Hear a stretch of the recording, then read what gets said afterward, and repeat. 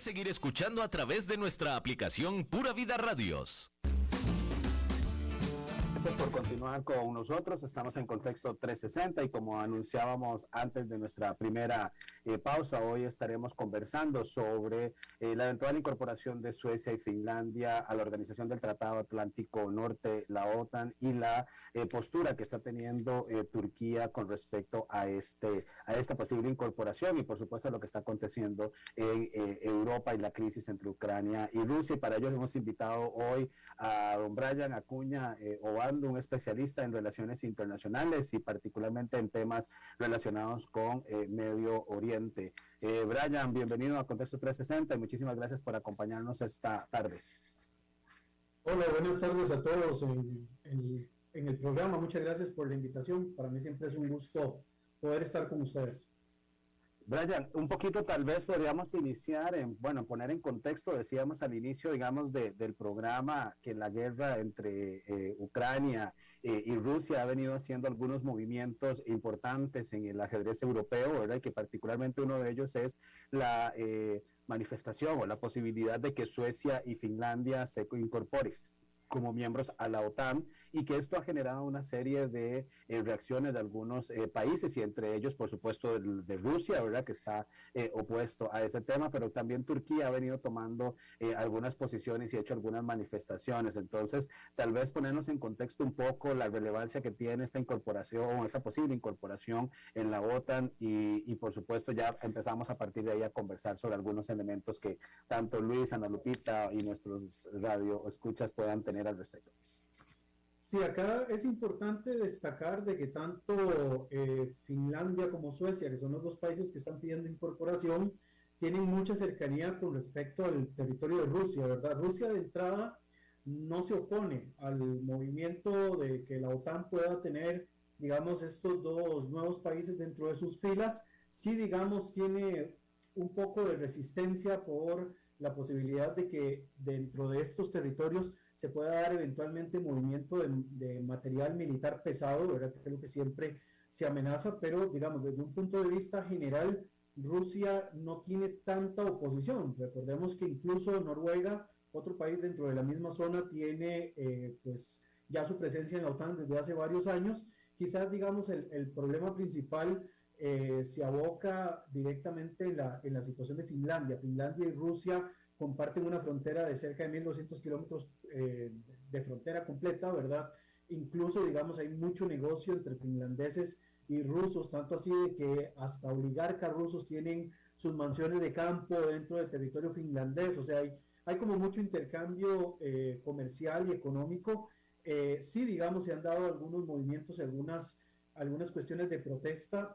Se dice que para poder ser parte de la OTAN se necesita que haya unanimidad, ¿verdad?, en la decisión de poder unirse a esta organización del Tratado del Atlántico Norte, y llegamos con la resistencia del gobierno de Recep Tayyip Erdogan, ¿verdad?, quien pone una serie de cuestionamientos y una serie de elementos por los cuales él se niega a que tanto principalmente Suecia y Finlandia puedan ser parte de la OTAN. Él dice de que Suecia y Finlandia son semilleros de terrorismo, ¿verdad?, haciendo alusión a la cantidad de exiliados y de refugiados kurdos que hay dentro de sus territorios, y también hace un señalamiento de decir de que ellos no están dispuestos a aceptar dentro de la alianza a países que imponen sanciones al gobierno de Ankara, ¿verdad? Y a partir de esos dos elementos es que empieza no solamente a poner resistencia en cuanto a la posibilidad de que Finlandia y Suecia se unan, sino que además hace una lista de solicitudes que, además de tener un carácter político, tienen un carácter estratégico dentro de todos los elementos que viene a pedir en este caso Erdogan. Y tal vez ahí, Brian, podríamos, perdón Luis, ahí ya sé que ya se decía algo, pero tal vez que pudiéramos profundizar un poco en los elementos estratégicos y lo que Luis quiera añadir. Bueno, pudiera saludar a Brian, un gusto que esté acá en Contexto 360. Quería preguntarle a Brian un poco sobre el juego geoestratégico y geopolítico, inclusive porque el apoyo de Estados Unidos a esta incorporación de Suecia y Finlandia parece ser también una movida estratégica en función de lo que está pasando entre Rusia y Ucrania, ¿verdad? O sea, no deja de tener ese componente no un elemento ahí aislado de la incorporación de ellos. Y como bien mencionabas el caso de Turquía, evidentemente con el tema de la parte más del terrorismo y demás. O sea, ¿cómo juegan esos elementos y el papel de Estados Unidos en esto en función del conflicto que se está dando entre Ucrania y Rusia? Sí, acá hay un elemento muy importante que tiene que ver el tema de la cercanía, por ejemplo, de Finlandia con el territorio ruso, principalmente la cercanía estratégica con la región de San Petersburgo, que es la segunda ciudad más importante de Rusia, y la salida, digamos, hacia la región báltica, ¿verdad? Y todo lo que son los países de la zona báltica, que eventualmente también se pueda tener algún tipo de amenaza, porque bien se consideraba de que además de Ucrania, así como se hizo en algún momento con el territorio de Georgia, ¿verdad? Ya hace varios años atrás, también se pensaba de que a través de la Transnistria, en esta frontera con Moldavia, y ahora en las zonas bálticas, Rusia eventualmente ampliara su zona de contención con respecto a la OTAN, ¿verdad? Recordemos que mucho, no, digamos, no fue la única razón, pero una de las grandes razones por las cuales Rusia se hace con el control de Crimea, se hace ahora con el control de toda la zona oriental de Ucrania, que es el Donbass, y algunas zonas cercanas a la frontera con Bielorrusia, principalmente donde está la zona de Chernobyl, viene, digamos, a obedecer a tratar de buscar algún tipo de contención a la ampliación que la OTAN ha hecho, digamos, posterior a los acuerdos que se habían hecho verbalmente, ¿verdad? Estos acuerdos donde la OTAN se comprometía, por lo menos desde el punto de vista verbal, a no ampliar más su radio de influencia, incluso pues ahora tiene fuerzas militares dentro del territorio polaco y dentro de otros territorios que puede sentir Rusia que tenga alguna amenaza. Este tipo de movimiento y tratar de incorporar a dos países más del bloque nórdico vendrían, digamos, a tratar de sopesar la posibilidad de esta ampliación de influencia en las regiones bálticas. Sin embargo, digamos, para Rusia sería poco agradable o poco común poder abrir un frente adicional al que ya tiene en estos momentos, que no ha logrado, digamos, terminar de consumar, ¿verdad? Las regiones de Ucrania se le han convertido en estos momentos en un dolor de cabeza, principalmente para la opinión interna de Vladimir Putin, y conforme se atrase, digamos, más el proceso de esta guerra, se va a ir deteriorando todavía mucho más la imagen de cara, digamos, a querer mantenerse en el poder dentro del territorio ruso. Brian, y es que dentro, digamos, de ese contexto que estás hablando, y tal vez ahí sería bueno para nuestros amigos que nos escuchan, hiciste mención al tema de los kurdos con el caso de Turquía, y eso, digamos, creo que es uno de los temas que por lo menos quienes estamos en relaciones internacionales, tal vez le damos seguimiento, y es uno de los temas, digamos, complejos de comprender, y tal vez para quienes nos escuchan sea en algunos casos la primera vez que los escuchan. Entonces, tal vez como contextualizar ahí un poquito este tema, porque me parece que es un elemento y una carta importante que está utilizando Erdogan en su discurso, y precisamente es parte de la justificación de ese posicionamiento que ha tenido Turquía, incluso cerca de la frontera con Siria. Sí, la población kurda, para quienes, digamos, no tienen como mucho conocimiento histórico de esta, es una población que tiene más de 5.000 años de historia en la región del Medio Oriente. Han estado, digamos, dominados por diferentes grupos y en algún momento estuvieron bajo control del desaparecido Imperio Otomano. Después de la Primera Guerra Mundial, que se da toda la repartición de territorios y demás, se hace una división, digamos, del territorio del Kurdistán, donde están todas las poblaciones kurdas, y quedan dentro de las fronteras de 4 estados que conocemos en la actualidad. Una parte está en Siria, más que todo en la zona del norte, Afrin y otras ciudades, digamos, sirias actuales.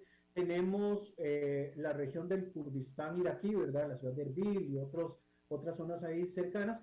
Y tenemos en Irán una población kurda, quizás no tan numerosa como estos otros 3 países, pero también importante, y la mayoría de la población kurda se encuentra dentro de la región turca, ¿verdad? Cada una tiene su propio lenguaje, cada una tiene su propia, digamos, idiosincrasia y demás. ¿Qué es lo que han buscado los kurdos desde hace, pues, muchas décadas, desde hace mucho tiempo atrás?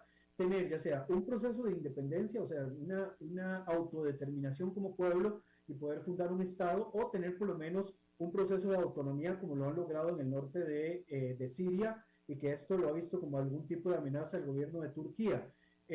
Uno de los grupos que mayormente han buscado este proceso es el denominado Partido de los Trabajadores del Kurdistán, ¿verdad? Conocido generalmente como el PKK, que dentro del ideario político de Turquía es considerado una agrupación terrorista, ¿verdad? Bueno, algunas de sus acciones han sido acciones terroristas y esto los ha llevado a ser perseguidos, y cada vez que hay algún tipo de operación militar siempre se señala de que las operaciones son contra el terrorismo del PKK y grupos que sean parecidos. El YPG, ¿verdad?, que está ubicado en las zonas de Siria, o estamos hablando incluso, digamos, de algunos grupos dentro de las zonas del Kurdistán iraquí, ¿verdad?, donde tienen un rol importante políticamente hablando. Tanto así que en la reforma constitucional del año 2005 en Irak, el presidente del Estado iraquí viene directamente de la población kurda. Yo quisiera, Brian, bueno, primero saludarlo y agradecerle su participación hoy en nuestro programa. Soy Ana Lupita Mora y de verdad muchísimas gracias por darnos esta valiosa explicación sobre esta situación que se da, ¿verdad? No solo por las pretensiones de Suecia y Finlandia en la OTAN, sino también de esta situación de por qué Turquía se está oponiendo a ese ingreso. Y en ese sentido, tal vez, Brian, si usted nos explica un poquito más en detalle esas migraciones, ¿verdad?, que son las que se han venido dando, y sobre todo en los últimos años, y por qué realmente ese temor de Turquía y por qué migran a estos países, ¿verdad? Países como Suecia, Finlandia. Sí, bueno, primero que nada, mucho gusto, doña Lupita. Acá, digamos, el elemento importante es que por las propias persecuciones que han vivido en territorio turco, ¿verdad?, esta persecución contra el Partido de los Trabajadores, pues algunos han decidido exiliarse en distintos países, no solamente en países nórdicos, porque Alemania incluso tiene una población kurda bastante considerable, ¿verdad?, bastante pues numerosa, y ellos también se han manifestado en contra de los movimientos que ha hecho el gobierno turco. Quizás la persecución se ha hecho todavía mucho más evidente después de que Erdogan modifica, digamos, el sistema político en Turquía, pasa de tener un sistema semiparlamentario a un sistema 100% presidencialista, y el presidente es en este caso Erdogan, ¿verdad? Y él ha venido persiguiendo a todos los opositores políticos que él tiene. O sea, ya el PKK venía siendo perseguido desde hace mucho tiempo atrás. En algún momento pues estaba el caso de Abdullah Öcalan, ¿verdad?, que es este líder turco ubicado principalmente en Siria, que está en estos momentos prisionero. Pensemos que desde el año 2016 que se da este supuesto intento de golpe de Estado contra el gobierno de Turquía, ¿verdad? Se acusa a otro grupo, digamos, político, que es el grupo FETÖ, que es el de los seguidores de Fethullah Gülen, ¿verdad?, que es un ideólogo, ¿verdad?, también un nacionalista religioso turco que está en estos momentos radicado en Estados Unidos. Se ha venido, digamos, persiguiendo a cuanta oposición exista al gobierno de Recep Tayyip Erdogan, y en este caso, pues, uno de los que siempre han pagado los platos rotos son los kurdos, porque en todo caso, a nivel de Turquía, siempre la persecución contra la población kurda y las posibilidades de que estos puedan lograr algún tipo de autonomía o algún tipo de independencia. Si vemos, por ejemplo, hay muchas diferencias entre lo que han logrado los kurdos de Irak y lo que han logrado los kurdos de Siria. En Siria no se desvinculan, no cortan el ombligo de raíz del gobierno central de Damasco, pero por el otro lado han logrado un proceso de autonomía, ¿verdad? Tienen sus propias autoridades municipales, de hecho tienen cogobiernos. Es bastante interesante porque incluso hay dos cogobernadores, ¿verdad?, un hombre y una mujer, que cogobiernan dentro de territorios kurdos, y han llevado, digamos, a un proceso de un poco más de autonomía, volver a enseñar la lengua kurda, que por muchos años fue prohibida a nivel sirio, y eso han sido, digamos, los procesos que los kurdos han intentado lograr en otros territorios, incluyendo, digamos, la zona de Turquía, que es la que alberga la mayor cantidad de kurdos del mundo, y además es de las zonas donde más represión sufren la población kurda. Bueno, estamos conversando hoy con Brian Acuña sobre la eventual incorporación de Suecia, Finlandia a la OTAN, y por supuesto la posición de Turquía y algunos otros elementos relacionados con la guerra y la crisis entre Ucrania y Rusia. Vamos a hacer nuestra segunda pausa comercial y ya regresamos. Quédese con nosotros.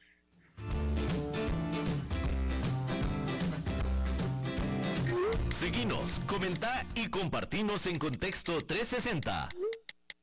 Desde los verdes bosques de nuestra montaña nos llega Agua Cerros de la Riva, agua fresca de manantial que te permitirá vivir en equilibrio, proteger tu salud y la de tu familia, libre de sustancias químicas, envasada sin alterar su naturaleza a 2000 metros de altura.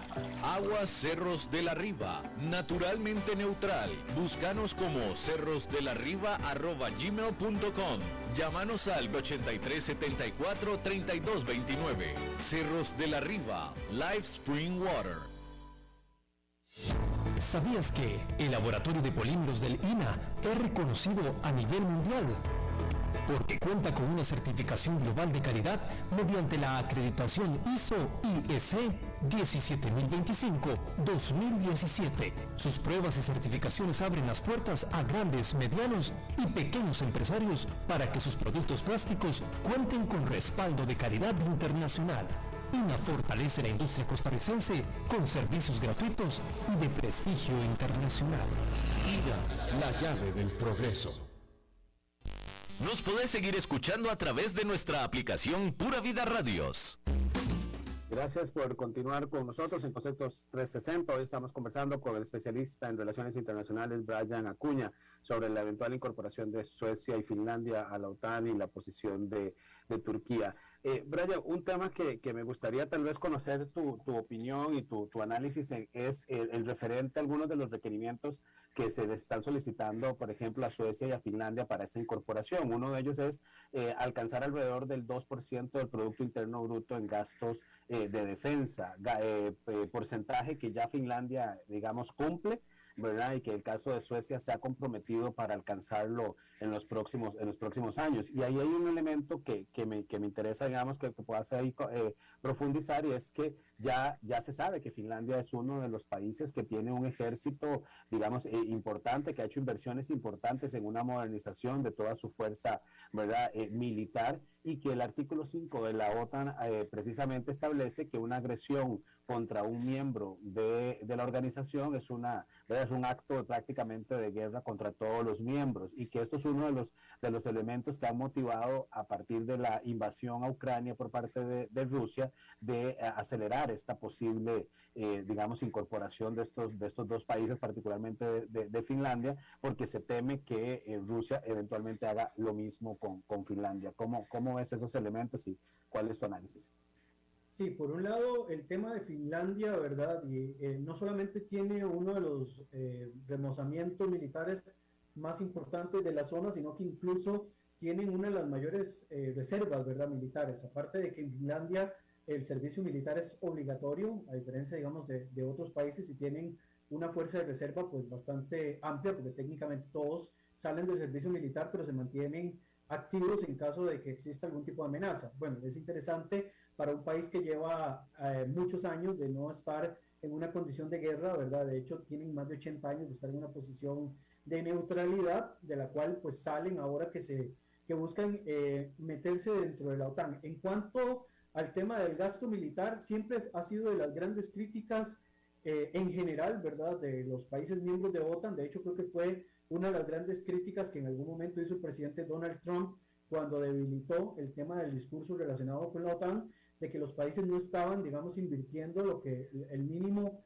necesario para ser parte, ¿verdad? O por lo menos esa era su gran crítica, y se había visto incluso un deterioro en cuanto a la imagen de la OTAN a nivel internacional. Desapareció el Pacto de Varsovia, pues evidentemente la OTAN ya no tenía ningún tipo de necesidad de existencia, y creo que la invasión de Rusia a Ucrania pues le dio un nuevo aire, ¿verdad? Le dio una nueva motivación de existencia a la OTAN, y por eso lo vemos otra vez pues tan activo y tan pendiente. El hecho, digamos, de que ahora hayan dos países que se quieran involucrar, pues por un lado lo que hace es ampliar un poco más las tensiones con respecto a Rusia, pero vuelvo a lo mismo que dije al inicio.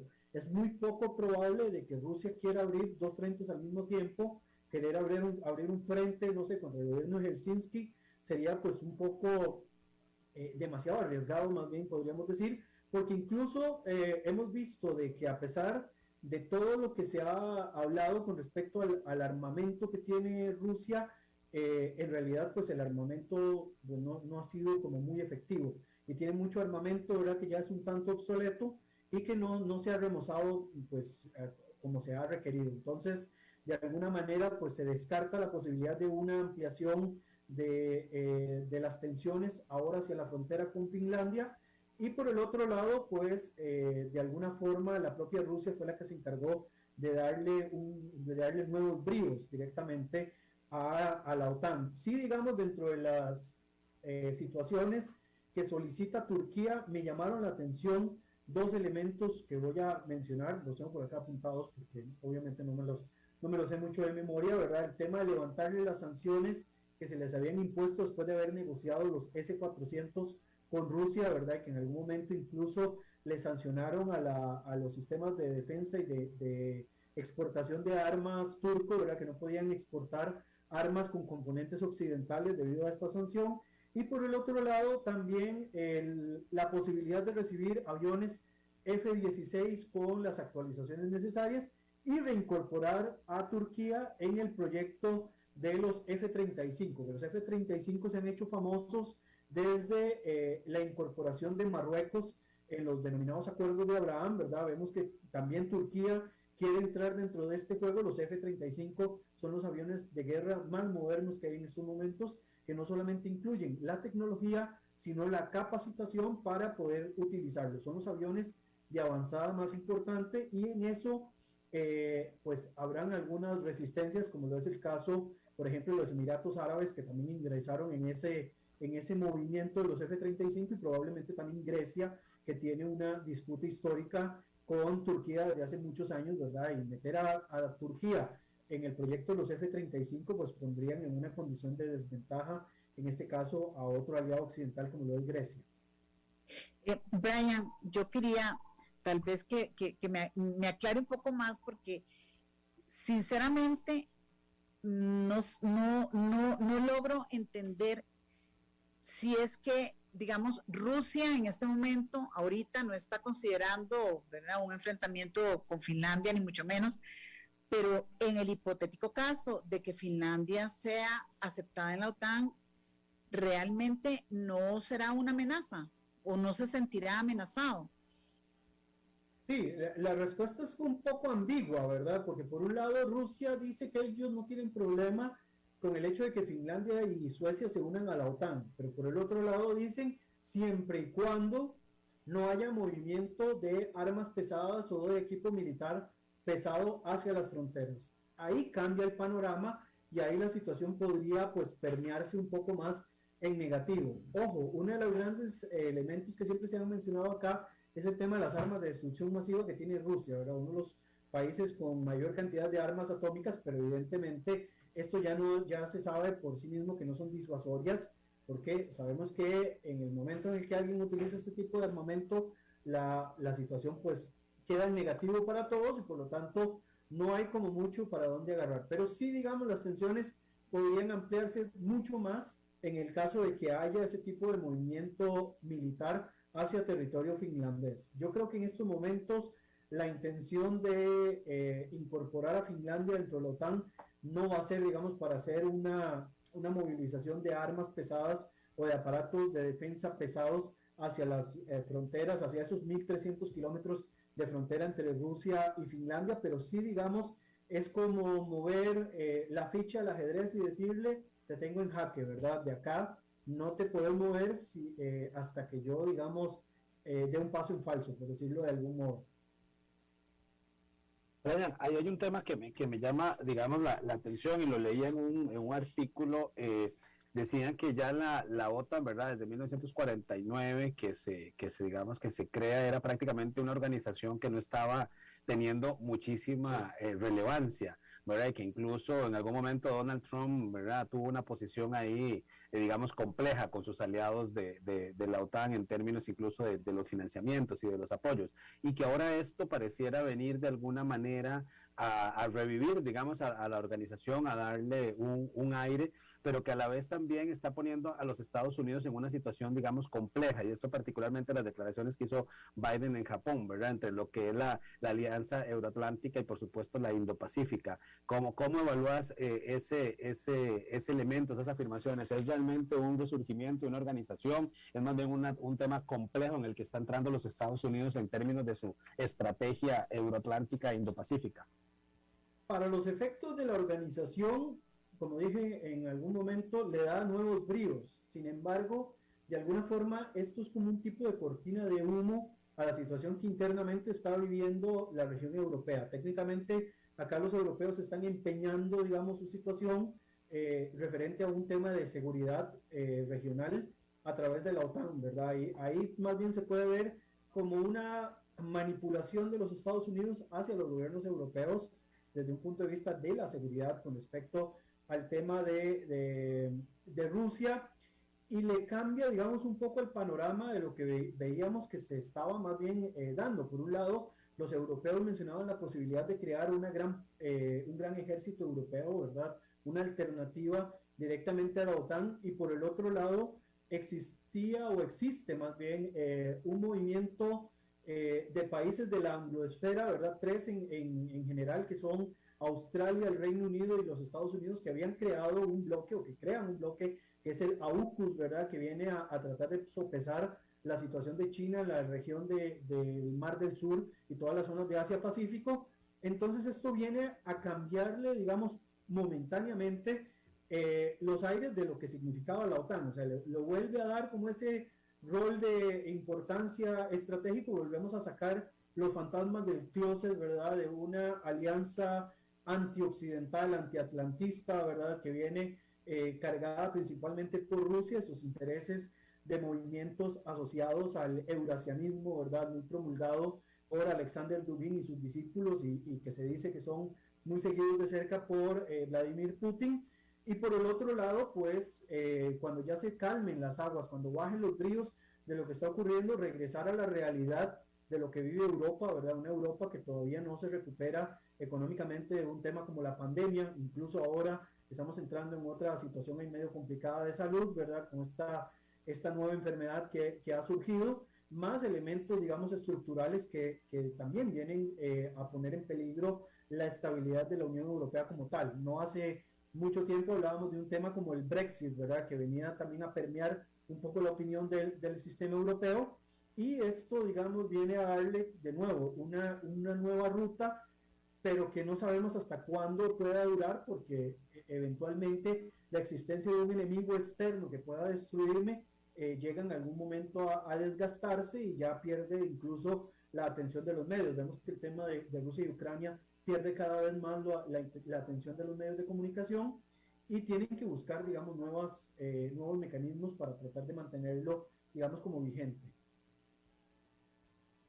Yo quería, Dayan, un poco en esto que estás mencionando, algunos elementos, y ahora te preguntaba por la vinculación, digamos, desde el punto de vista geoestratégico, que tenía que ver con el rol que está jugando Estados Unidos en toda esta parte, pero también quería preguntarte por lo que implica para la Unión Europea la incorporación eventualmente de Suecia y de Finlandia a la OTAN. Veía algunas declaraciones de Josep Borrell particularmente, que mencionaba ese fortalecimiento de la Unión Europea dentro del rol que está jugando, pero además de eso mencionaba algunas debilidades, y ahora que hablabas del tema de la parte de defensa y cómo se ha venido preparando Finlandia particularmente desde el punto de vista militar, lo que eso podría implicar también de una u otra forma en ese reposicionamiento de la Unión Europea desde el punto de vista de defensa. ¿Cómo lo ves?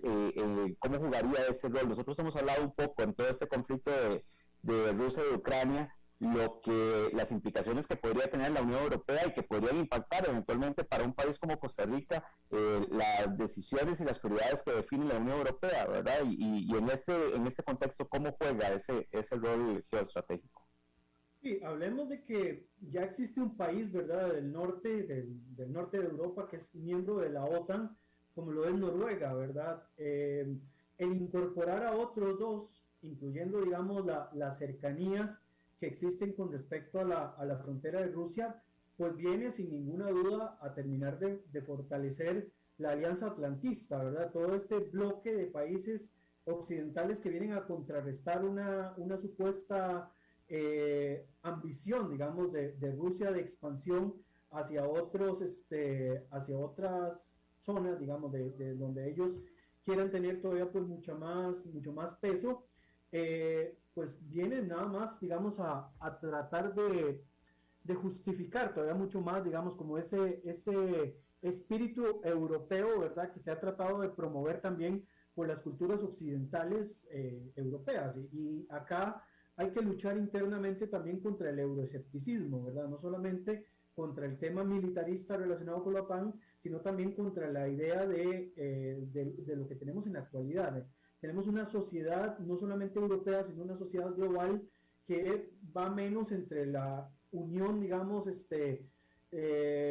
entre bloques, ¿verdad? Aunque se maneja mucho el tema de la cooperación en los conflictos y demás, pero van más que todo en despertar de nuevo esta identidad nacional. Y en Europa, principalmente en Europa Oriental, se da mucho de este caso, ¿verdad? El tema de tratar de justificar más la fortaleza de la identidad nacional por encima de los intereses de bloque. Que Europa, digamos, logre que dos países más, como lo son Finlandia y como lo son Suecia, que además en índices económicos, en índices de desarrollo humano y demás, tienen de los estándares más altos, pues les da todavía pues un peso mucho mayor, ¿verdad? En cuanto a todos los demás intereses que se pueden tener. No solamente es una cuestión geoestratégica físicamente hablando, sino que incluso hasta ideológica, ¿verdad? ¿Cuánto fortalece ideológicamente la imagen europea el hecho de que más países se unan a una alianza militar de este tipo, en la cual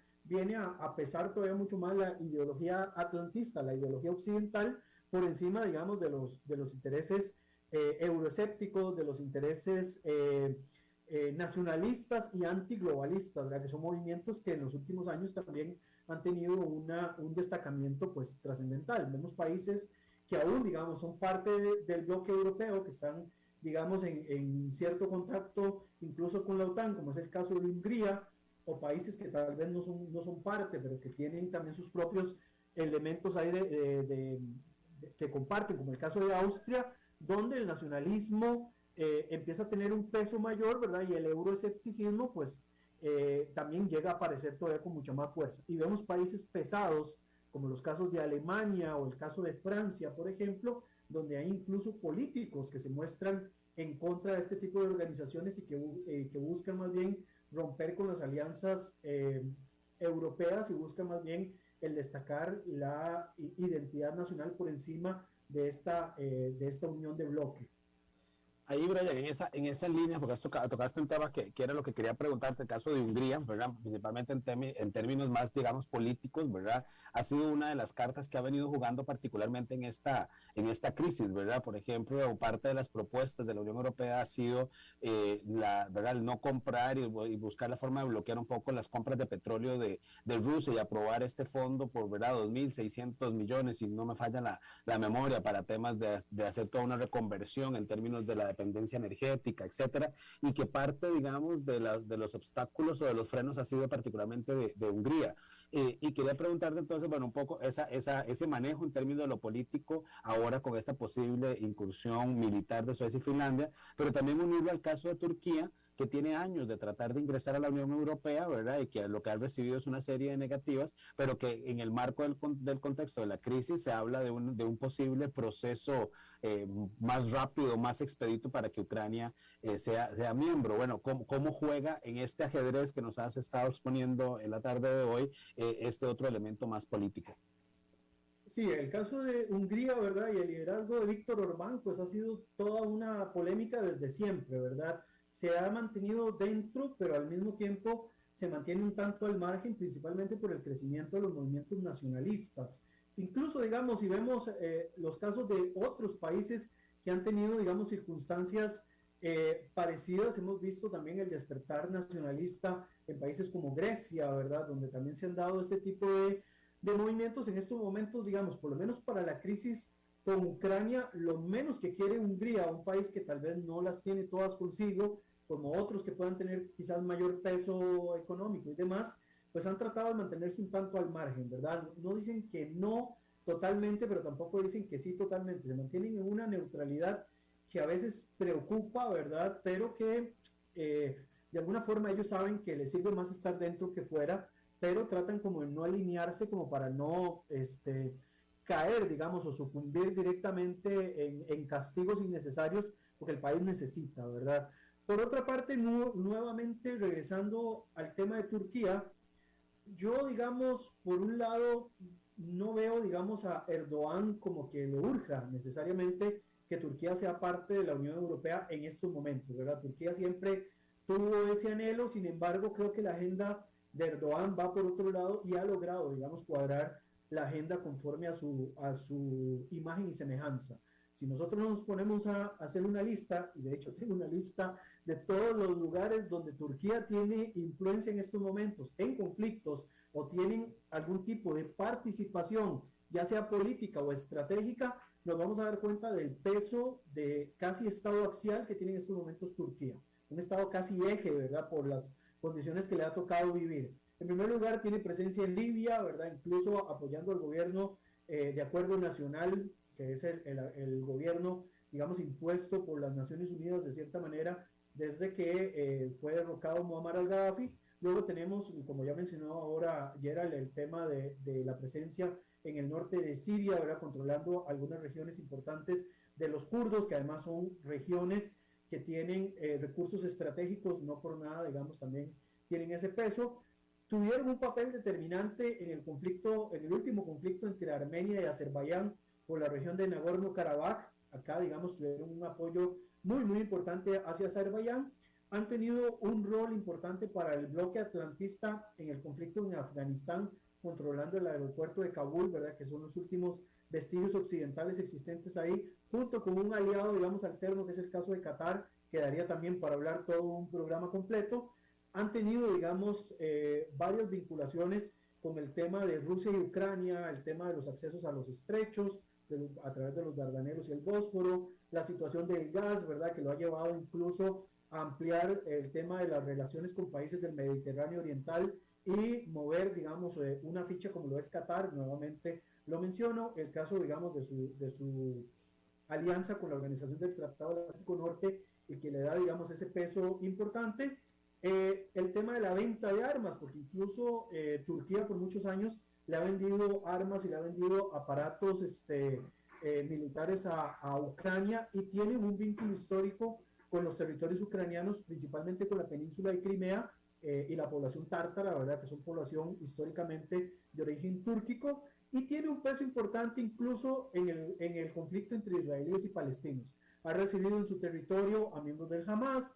Hoy estuvo de visita en Ramallah, reunido con figuras del gobierno de la Autoridad Nacional Palestina, estuvo reunido con Yair Lapid y tuvo una visita, el Cavusoglu, que es el ministro de Exteriores, tuvo una visita en la explanada de las mezquitas, así que vemos el peso que políticamente y estratégicamente tiene Turquía.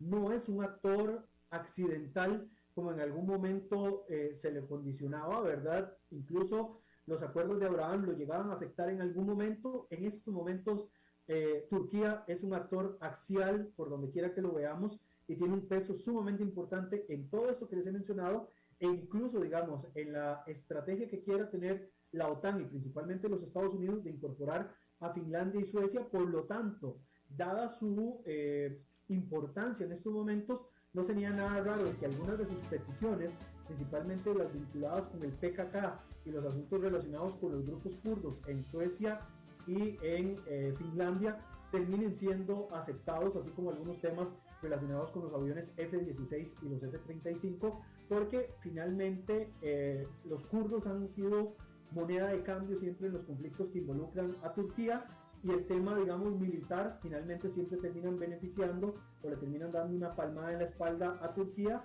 para mantenerlo tranquilo, principalmente su relación con los Estados Unidos. Si vemos con Donald Trump, la relación con Erdogan siempre fue muy permisiva. Pensábamos que con Biden esto se iba a poner un poco más duro. La situación del contexto internacional obliga a que incluso Biden tenga que también darle palmadas en la espalda a Erdogan, porque la situación así tan compleja, así nos termina obligando a hacerlo.